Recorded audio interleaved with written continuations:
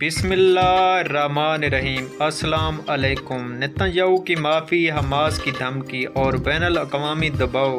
اسرائیل میں حکومت کے خلاف مظاہرے۔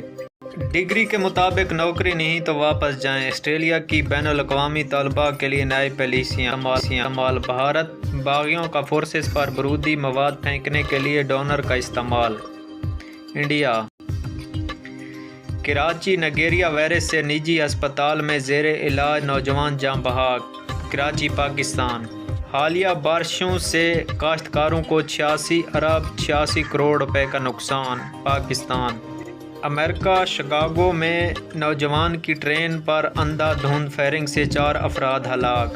امریکہ برطانیہ کا اسرائیل کو ہتھیار کی فراہمی جزوی طور پر معطل کرنے کا اعلان۔ برطانیہ حکومت پاکستان کی ایک بار پھر سرکاری ملازمین کو سوشل میڈیا کا استعمال سے گریز کی ہدایت۔ پاکستان حکومت یقین دہانی پر یوٹیلٹی اسٹور ملازمین کا دھرنا ختم کرنے کا اعلان۔ نیدرلینڈ سعد رضوی اور اشرف جلالی کے خلاف قتل پر اکسانے کے مقدمے کی سماعت۔ نیدرلینڈ اسرائیل نے حملے جاری رکھے تو مزید یرغمالی تبوک میں ہی واپس جائیں گے حماس۔ ٹرک سے 30 تارکین وطن برآمد، ایک خاتون ہلاک۔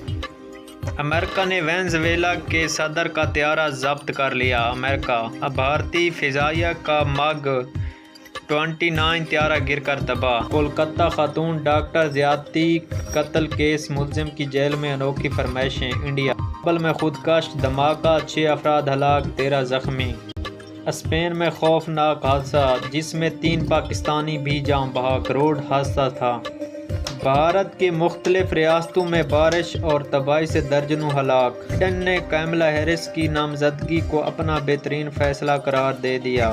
امریکہ سعودی عرب رواں ماہ ایئر لائن کے کرایوں میں کمی کرے گا۔ سعودیہ یرغمالیوں کا معاہدہ، جو بائیڈن نے نتن یاہو کی کمزور کوشش کا اعتراف کر لیا۔ حماس سڑک کے کنارے پر فائز کا ڈھیر لگ گیا، جیلوں میں بند فلسطینی کو قتل کر دیا جائے۔ اسرائیلی وزیر سعودی ولی عہد محمد بن سلمان کا غزہ پر ترکی اور مصر صدر سے اہم رابطہ۔